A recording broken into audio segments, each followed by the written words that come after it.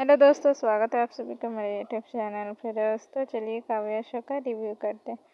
काव्या के पिछले एपिसोड में हमें दिखाया गया था कि काव्या जो है डीप फ्रीज़र में बंद हो जाती है, जहां कई सारे सामानों को फ्रेश रखने के लिए उसे ठंडा किया जाता है। वहीं जो है काव्या फंस जाती है, जो कि वो गलती से नहीं फंसती, ये किसी की सोची समझी साजिश होती है जिसका वो पीछा करती है, वही उसे उस कमरे में बंद कर देता है। वहीं आदि जो है काफ़ी ज़्यादा परेशान है और काव्या के जो चड्ढा सर है और उसकी पूरी टीम जो है, पुलिस वाले भी, सभी लोग जो है काव्या को खोजने में लग जाते हैं। वहीं जो है खोजते खोजते सभी लोग जो है वो गोडाउन पहुंच जाते हैं जहां जहरीली शराब वगैरह बनाई जाती थी।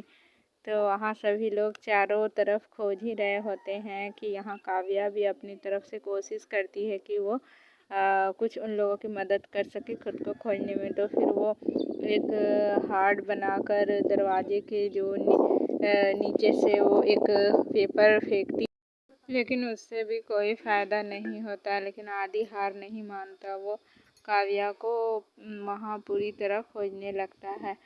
और फिर जैसा कि हम सभी जानते हैं कि फिल्मों में, ड्रामे में ऐसे होते हैं कि वो पेपर उड़ते उड़ते खुद आदि के पास आ जाती है, जो कि काव्या ने हार्ड वाला बनाया हुआ होता है पेपर। वो आदि के पैरों के पास आ जाता है, फिर आदि उसे उठाता है और फिर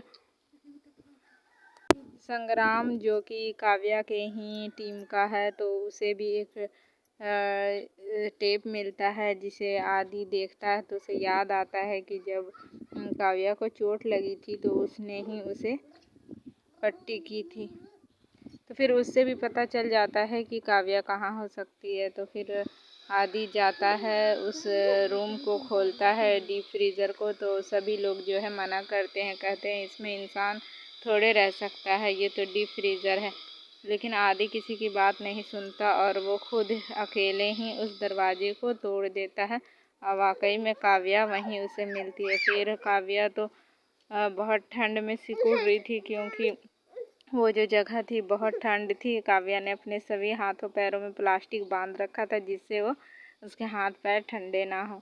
फिर आदि उसे उठाकर वहाँ से बाहर निकालता है और सभी लोग जो है काफ़ी ज़्यादा परेशान हो जाते हैं। सभी लोग, कोई एम्बुलेंस बुला रहा है, कोई चाय मंगा रहा है, कोई आग जलाता है। फिर आदि जो है काव्या को लेकर उससे काफ़ी सारी बातें करता है, कहता है माफ़ कर दो, मैंने तुम्हें माफ़ नहीं किया, मैं बहुत बड़ा बेवकूफ़ हूँ। मतलब अपने आप को कोसने लगता है। तो वहीं काव्या नींद में ही बोलती है कि तुम्हारी कोई गलती नहीं, तुम बहुत अच्छी हो और तुम्हें मैं नहीं छोड़ सकती। और ये सारी बातें जो है चड्ढा सर सुन रहे होते हैं दोनों। फिर काव्या ठीक हो जाती है थोड़ी देर बाद। फिर उसे जो है आदि अपने घर लेकर जाता है, यानी कि काव्या के घर उसे पहुंचाता है। वहाँ उसकी फैमिली बहुत ज़्यादा परेशान हो रही होती है, जो कि मयंक और उसकी माँ को ही सिर्फ पता होता है कि काव्या जो है किसी मिशन के लिए निकली थी और अभी तक ऑफिस और या घर यहाँ नहीं पहुँची। तो फिर आदि के बारे में यानी कि मयंक जो है काव्या और आदि के बारे में बता देता है अपनी माँ को कि आदि जो है काव्या से प्यार करता है और वो उसे किसी भी कीमत पर लेकर ही आएगा, आप टेंशन मत लो। फिर आदि जब काव्या को लेकर आता है तो वो उसे सूप वगैरह बनाकर पिलाती है और उसको शुक्रिया कहती है। फिर इसी बीच जो है काव्या के पापा भी आ जाते हैं। इसी हड़बड़ी में आदि को छुपने की जगह भी नहीं मिल पाती है, लेकिन काव्या की माँ उसे कहती है तुम कहीं भी छुप जाओ, तुम सामने मत आना, क्योंकि अगर तुम्हें देखेंगे तो काफ़ी ज़्यादा गुस्सा करेंगे। तो आदि चादर ओढ़कर वहीं पर बैठ जाता है घोड़े जैसा। तो फिर मयंक उस पर बैठकर अपने पापा से बात करने लगता है ताकि किसी की नज़र उस पर ना पड़े। फिर मयंक जब उठता है तो काव्या के पापा ही उस पर बैठ जाते हैं और फिर काव्या से बात करते हैं कि तुम ठीक तो हो ना, मुझे ये सारी बातें पता चली।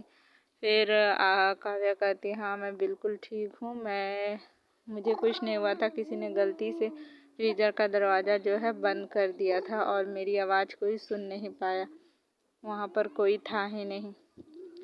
फिर बात ही बात में काव्या बोल देती है मुझे उसने बचाया। फिर पूछते हैं किसने, तो वो बोलती है चड्डा सर।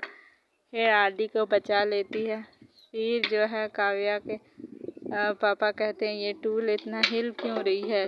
जिस टेबल पे वो बैठते हैं बोलते हैं ये इतना हिल क्यों रही है।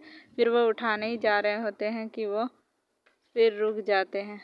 इधर गिरिराज प्रधान अपने बड़े बेटे ओमी को काव्या के खिलाफ पूरा भड़का रहे हैं कि तुम अगर काव्या को इस घर की बहू बनने से रोक सकते हो तो रोको, फिर तुम जो कहोगे वही होगा, तुम जो मुझसे मांगोगे वो मैं तुम्हें दूंगा।